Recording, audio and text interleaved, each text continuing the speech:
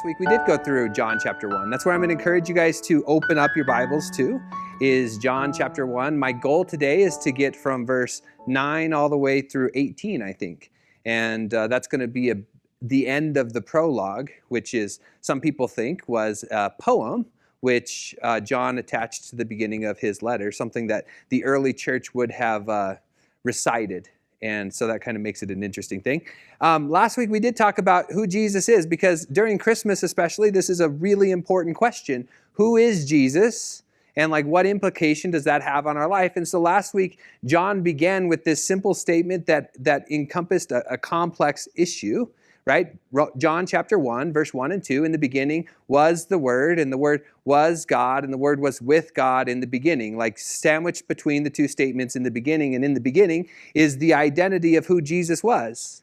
He was with God and he was God, right? So if you want to go back to, well, who created Jesus? No, he was just there in the beginning. He just was.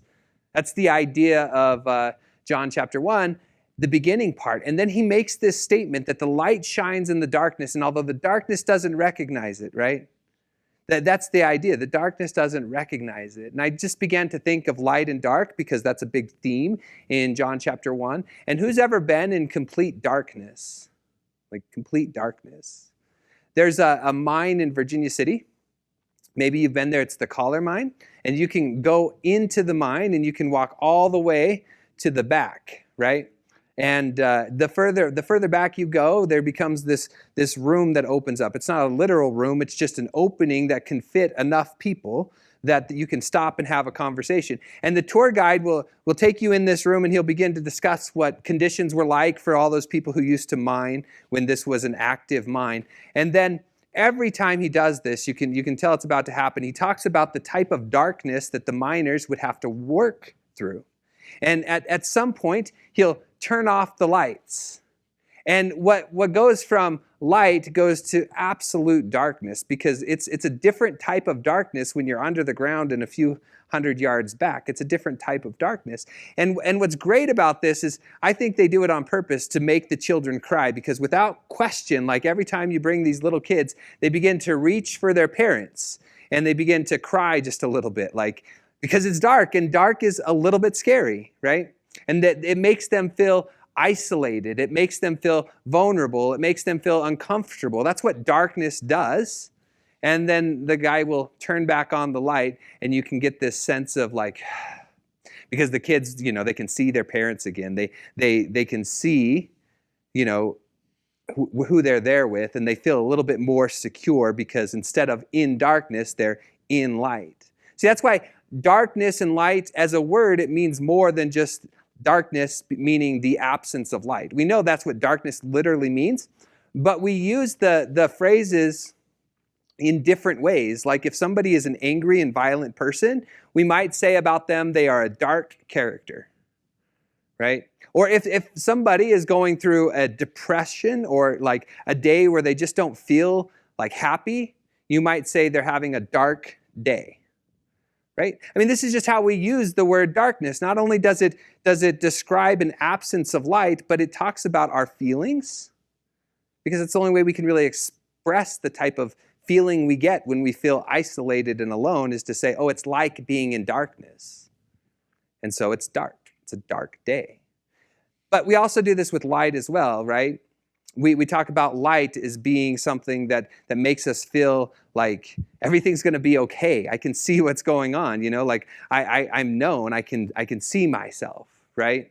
And so if somebody, for instance, is going through a dark day, we might say to that person, there is a light at the end of the tunnel, right? Now, we're not talking about a physical light, although we know light is a physical thing. We're saying, hey, we know times are hard now, but if you just get through it, things are going to get better. And we understand the metaphor of dark and light. If somebody has been a positive influence on your life, you say something like, that person has been a light to my life.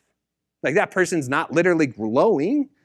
Well, no, they're not literally glowing, but they are somebody who has impacted you in a positive way. So we get this concept of light and dark, and we have to understand that light and darkness is a metaphor for both the absence and the presence of God.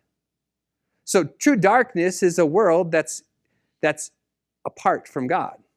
Like when Adam was kicked out of the garden, he was in darkness, right?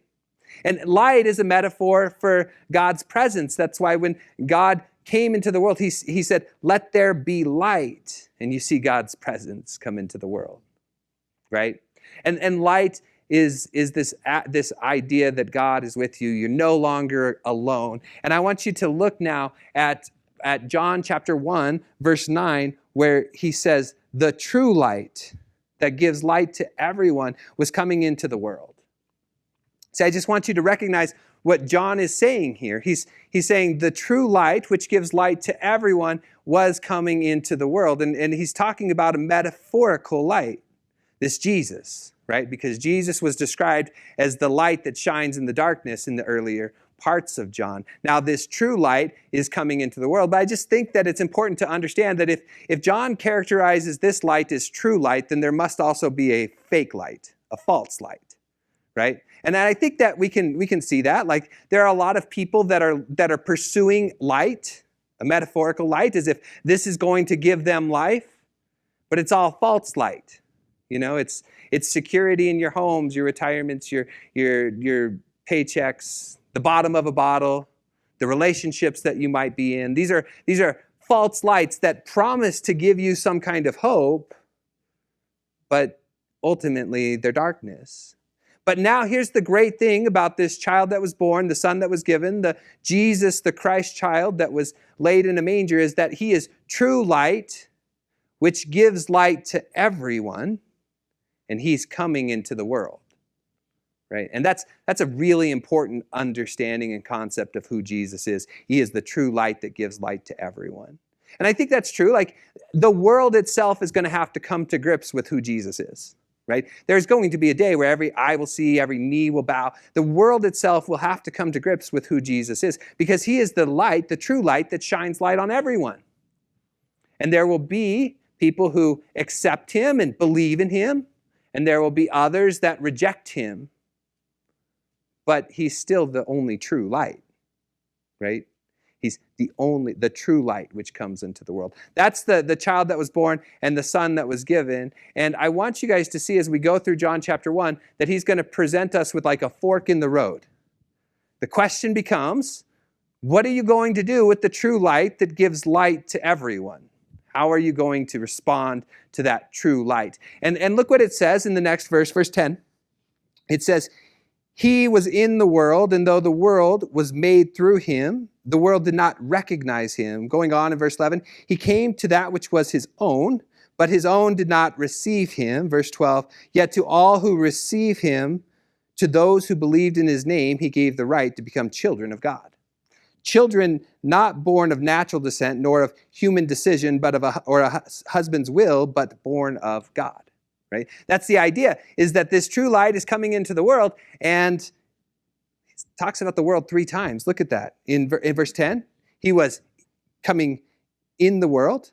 He was in the world, and though he made the world was made through him. The world did not receive him.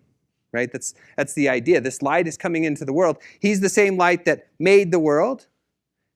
He's coming into the world, and the world is not going to receive him. And I think in some sense, John is talking about the world itself, the cosmos, right? Because the amazing thing about Christmas is that Jesus steps out of heaven and comes to earth, right? He's talking about the cosmos, this idea that the true light has come into the world.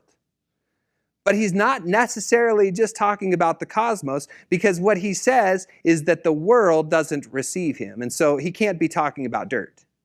He's not talking about bushes or about mountains, right? He's talking about us that make up the people of the world. And here's the amazing thing about Christmas is it tells us a story about the one who was the Word in the beginning, was with God and was God in the beginning. He's the true light that shines in the darkness for everyone. And although he created the world itself doesn't recognize him.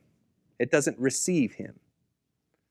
And what a sad statement that is, that the God who created humanity himself became human, and the people around him don't receive him. See, we're left with this fork in the road. What are you going to do about that true light which comes into the world?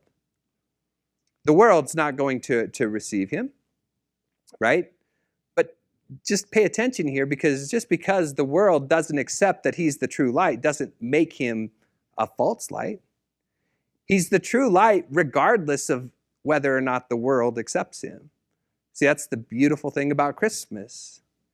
Jesus is who he is regardless of what the world thinks about him. Right? And so it goes on to say, like, he comes to that which was his own. That's verse 11. It says he came to that which was his own, but his own did not receive him. And his own describes the people of Israel. See, out of all the people, his own should have accepted him. Right? These Israelites, these Hebrew people should have known who Jesus was because, well, they should have understood the scriptures. They should have known who Jesus was. In John chapter 12, verse 46, it's going to say this: I have come into the world as a light so that no one who believes in me should stay in darkness. See, I've come into the world as a light so that no one who looks at me should stay in darkness. This is Jesus. He's light in darkness. I want to continue to look in John chapter 3, verse 19. And here's what it says there. This is the verdict. Light has come into the world, but people loved darkness instead of light because their deeds were evil. Everyone who does evil hates the light and will not come into the light for fear that their deeds will be exposed. But whoever lives in truth comes into the light so that it may be seen plainly that what they have done and have been doing in the sight of God. Like, there's your idea of this light or darkness. See, light comes into the world and some will choose to accept and some will reject. But why? John answers it. Jesus answers it. They don't want to accept the light because it exposes them and shows that their deeds are evil. But to those who really believe, well, they're not afraid of the light. In fact, they welcome the light because it shines on them and it reveals the things that need to be changed, and it shows the things that are like God, right? I think about this where John says he comes to that which was his own. This is the people that should have recognized who Jesus was, the Israelites. Paul says about them, theirs is the covenant promises, the divine glory, right? They had the prophets. Israelite people were especially blessed because they should have been the ones that recognized who Jesus was. The law pointed to Jesus. They should have known it, right? That's why Jesus says, you study the law and the prophets because in them you think you have life. But they speak of me.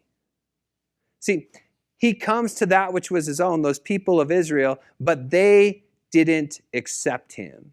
That's the choice and the challenge that many are going through in Christmas, because that which is his own might also mean humanity. See, God steps into humanity, and often humanity doesn't accept him, right? But there are some that do. If you look at John chapter 1, moving on to verse 13 or 12, there's this yet. Here's what it says. Yet to all who receive him as their own, it says, yet to all who receive him, to those who believe in his name, he gave the right to become children of God. There's your other response. You can reject because you don't like the implications it might have on your life, or you can receive, right? There's your two options, reject or receive. And I just want you to pay attention to the way that John says this happens, because he says to those who receive him and believe in his name, there's a couple things that happen there, right? Reception starts with belief, right?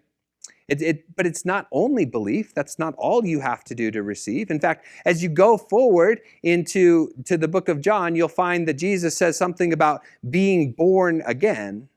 Like, that's what you have to do. You have to be born again. And Nicodemus is confused by it, but we'll get there whenever we're in John chapter 3, right? What it means to receive Jesus is going to be shown as we go through the book of John, but it starts right here with believing. It'll go on to encompass other things as well, but receiving Jesus starts here with believing. And that's a really important thing. That's a first step maybe to what it is that my life is, how is my life going to be shaped from Christ, is starting by believing he is who he said he is. By believing he is what Scripture testifies about him, right?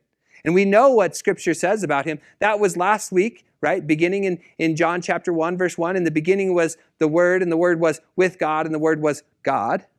And he was with God in the beginning, right? So we know that that who Jesus is this eternal one, right? But the next verse is going to tell us not who Jesus was, but who he became. See, John chapter 1 tells us who Jesus was. In the beginning was the Word, and the Word was God, and the Word was with God. He was with God in the beginning. John chapter 1, verse 14 tells us what Jesus became. See, here's what it says. The Word became flesh, and he made his dwelling among us. We have seen the glory of the one and only Son who came from the Father, full of grace and truth. That's a mirror image of verse 1 and 2, right? Because in the beginning was God, right? Was the Word. But now, what did the Word become? Flesh, right? That's what he became. In the beginning, the Word was with God, but now where is he dwelling? With us, right? See, there's this change in Jesus, which goes from who he was to who he became. He became fully man. He became flesh. And he made his dwelling among us. And we have seen the glory of the one and only. See, this is this question, like, we have to answer, what do we believe about Jesus? We don't only believe what John said in John chapter 1, verse 1, that in the beginning he was with God and he was God. We also believe this part too, that the Word also became flesh and made his dwelling among us. This is what Jesus did when he came in and was born as a child in Bethlehem. When he was placed in a manger, Jesus had become flesh. And that's truly amazing to think about, especially in a Roman world. This would have been laughable. That's why Paul writes, the gospel is foolishness to many, but it's the power of God to those who believe, because this idea that God would actually come down and become flesh would have seemed foolish in that culture. And hey, by the way, sometimes it seems foolish in our culture if you go out and talk to some people about it, right? I mean, we live in a different time, probably more like the culture Jesus was in than the one that we're used to, because, well, you know, we're just surrounded by people that are always thinking about different ideas of God, but never coming to any conclusions about God, right? And here Jesus is becoming flesh. That's pretty important. And the people in the Roman world would have been blown away by that. But I want to show you what would blow away the Hebrew people, what the common Jew would have thought, this is insane. It wasn't so much that God became flesh, although that in itself was a miraculous thing. It's that he made his dwelling among us.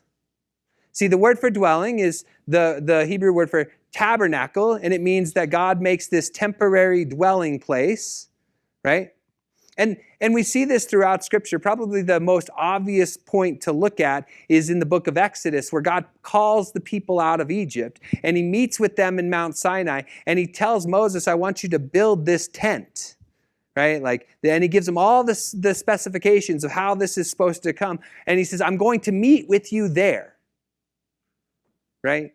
Out of all the world, there was one place in which God dwelt. It was in this tent roaming around Sinai. It was the only place in the world where God would touch earth a little bit, right? In fact, Exodus chapter 40 talks about it. In verse 34, it says this, Then the cloud covered the tent of meeting, that's the tabernacle, and the glory of the Lord filled the tabernacle. Moses could not enter the tent of meeting because the cloud had settled on it, and the glory of the Lord filled the tabernacle. Just see that there's still a separation there, right? Like God is dwelling inside of this tabernacle. The glory of the Lord is inside of this tabernacle, but Moses can't go into it. And there's going to be a curtain that blocks Moses from being able to enter, except for, the high priest, but once a year. That curtain is going to stay there, right? But God had made this temporary dwelling place right there at Mount Sinai, and it just kind of followed them around the desert as they roamed for 40 years. One place on the entire planet where God touched earth.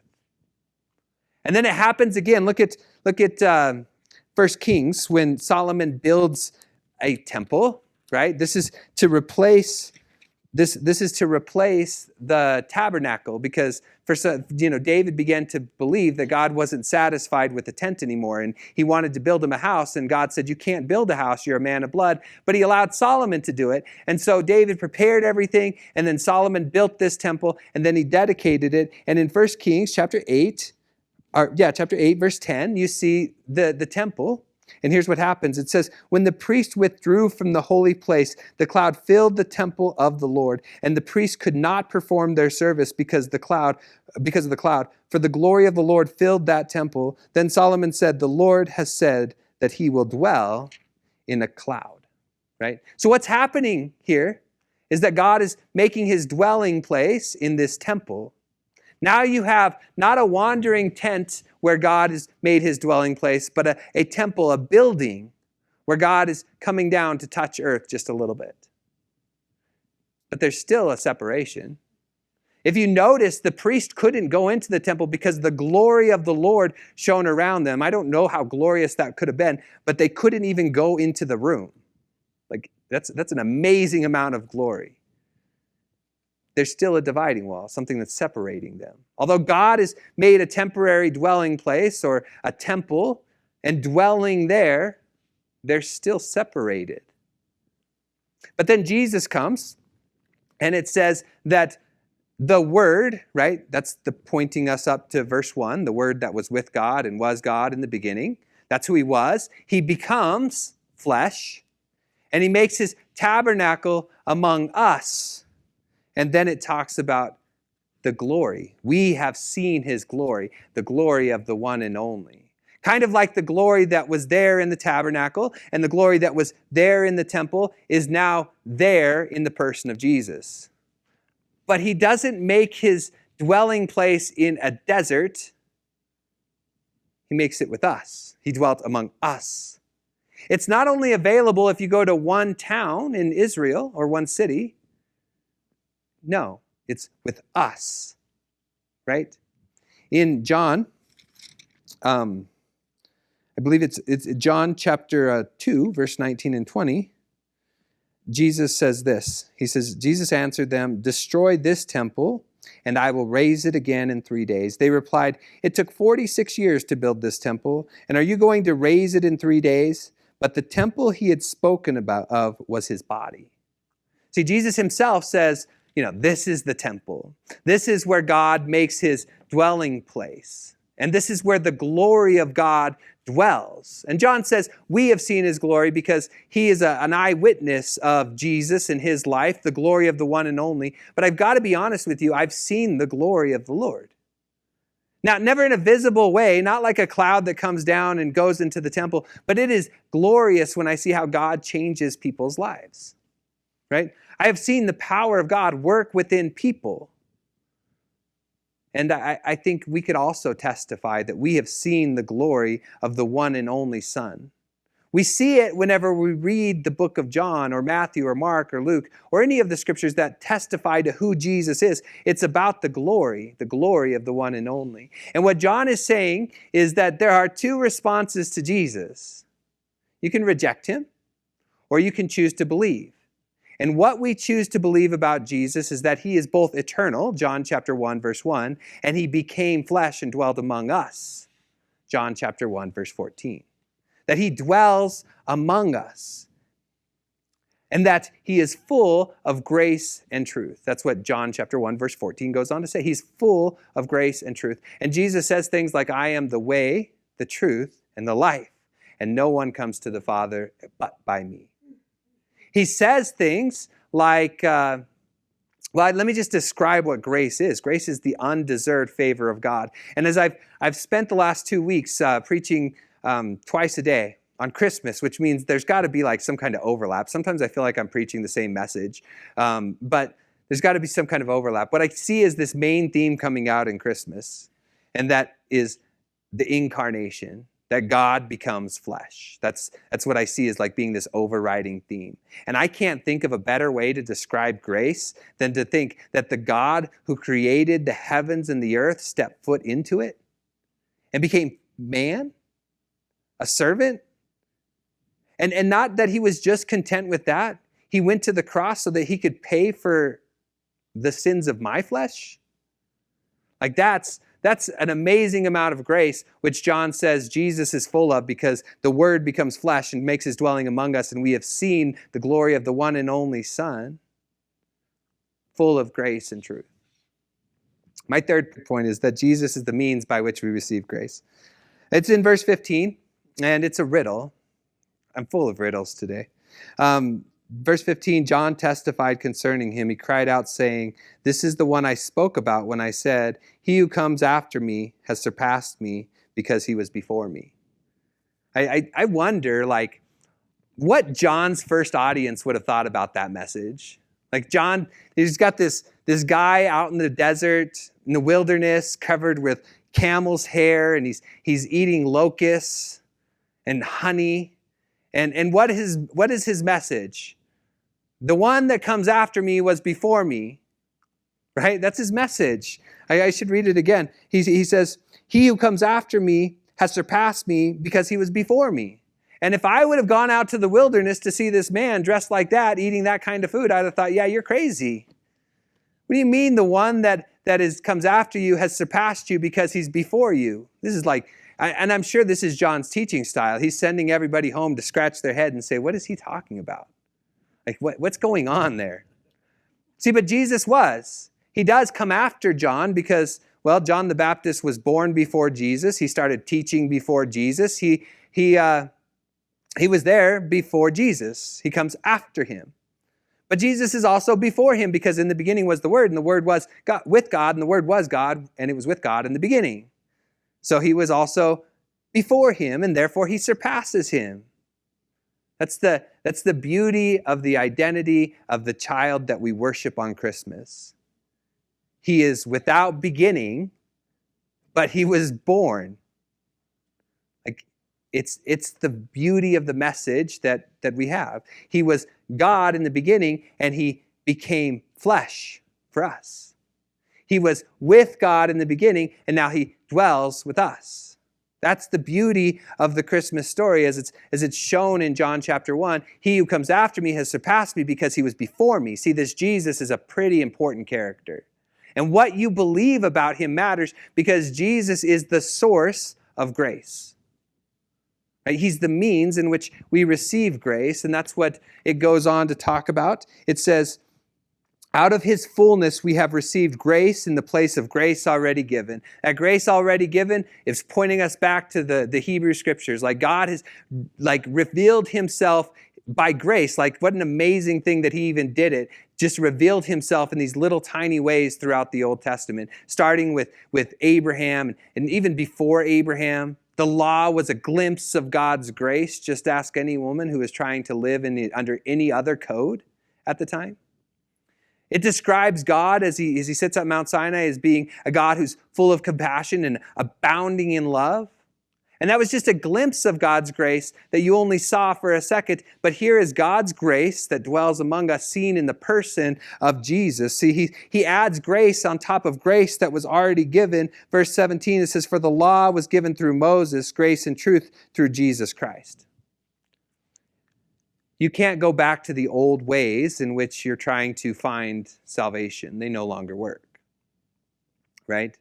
The law was given through Moses. And that law was just a tutor pointing us to the person of Jesus. That's why Jesus says, have you known about the Scriptures? If you truly read them, you search them because you think in them you have life, but they actually testify about who I am. So what you believe about Jesus actually matters because look at how he ends it in verse 18. "No one has ever seen God, but the one and only Son, who is himself God and is in closest relationship with the Father, has made him known." See, Jesus is that revelation. If you take the person of Jesus and you look at him, what you're seeing is the person of God. And you can see that because God is described as abounding in love and Jesus is abounding in love. And he's the means in which we receive grace today. See, there's ultimately only two answers to the question about what are you going to do with Jesus. Because the light shines in the darkness and the darkness doesn't recognize it. Because the light steps into the world in which it made, and the world rejects it. But to you who receive it and believe it, that gives you the right to become children of God. So we're all left with this question about what do we do with this child who was born and placed in a manger? Are you going to reject him or are you going to receive him? And if in your reception should change your life completely.